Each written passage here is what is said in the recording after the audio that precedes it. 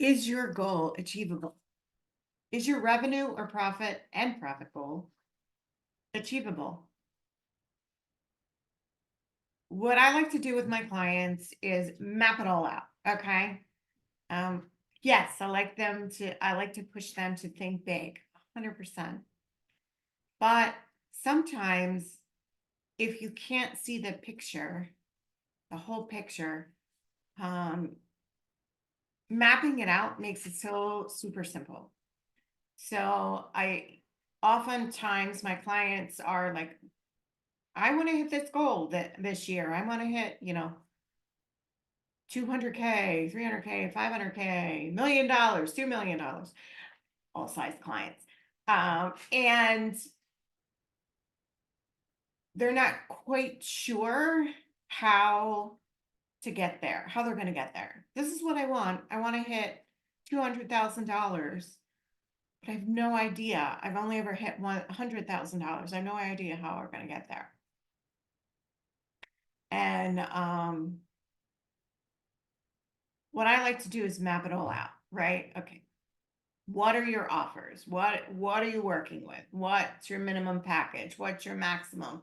You know, whatever they do. I work with interior designers, I work with coaches, take a coach, for example. They may have 2 or 3 different packages.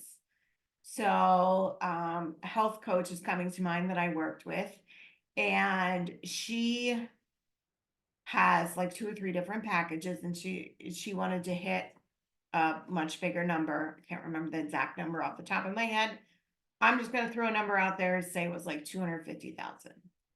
So what we did is we took her packages and we broke it down.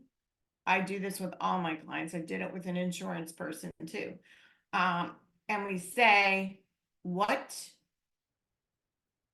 your package? What's your number? How many packages? And what do you need to hit? And then we break it down for the year, and then we break it down for the month. So, and then all of a sudden they're looking at, I have to get like 3 clients a month. That's no big deal. Or I have to get 5 clients a month. The health coach I was thinking of, she does a quarterly launch.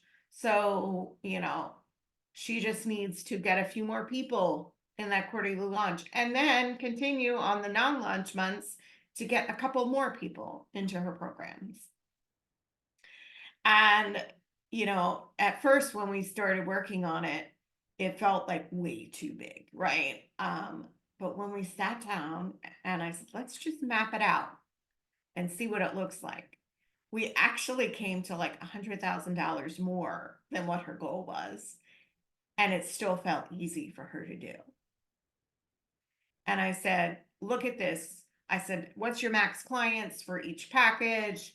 And then we mapped it out by how many she needs each month. And then we did a whole like sum for the entire year. We totaled it all up for the entire year. And it was $100,000 over what her goal was. I said, so, this, and, when we finished it, before we even totaled it up, I said, does this feel easy to you? And she's like, yeah, totally. I could totally do this.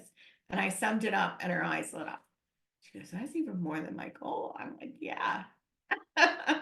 And it feels easy. So, we don't want to kill ourselves. We don't want to make it feel hard. But sometimes we think just because we have this big number in our head that it's harder than it is.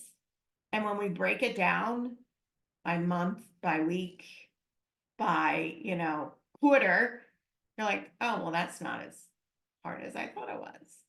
So, and it gives you something to shoot for. It gives you a target.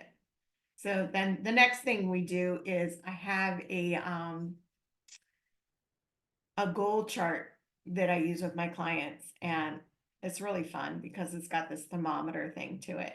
So then we plug all that in to the thermometer goal chart. We plug all those numbers in, and they get to look at that every single month and watch the thermometer. The thermometers like in the charity events. I have a spreadsheet that created a thermometer, electronic thermometer. So it definitely helps my clients like achieve their goals easier. when they have a visual, they see, oh, this, I'm getting that thermometer. And, breaking it down and mapping it out makes it feel super simple. So I challenge you today, if you have a big goal and it feels like a lot, map it out. Because once you can see it, then you believe it and you believe it's easy. And maybe you need to tweak something like how much it is. With the health coach I was working with, we took one of her packages and I was like, I think you're giving too much in this. I think for what compared to her other packages, we looked at there, she has 3 packages. We looked at the one package and I'm like, if I compare this middle package to the top and the high, like you're giving way too much away for not enough amount of money. So we can do one of 2 things. We can raise the price or we can lower what you're giving. So what we decided on is to lower what she was giving. She felt comfortable. It was her bestseller, of course. She was giving away the farm with that package. And I was like, do you realize like this is a better deal than either of the other 2 packages? Like, which it shouldn't be. It should be maybe a little bit better, but not like way better. It was way better than both of them. But having somebody else, another set of eyes, take a look at something like that, um, it can create an aha moment for you and be like, oh, yeah, I see what you're saying now. Like, so we cut that package, the amount of time for that package in half, and she's still selling it like hotcakes. She just doubled her revenue because now she's supporting the clients for less time at the same amount of money so she can help more clients. So it's amazing that sometimes you think people want more and they actually want less because they're busy and they have their hands full.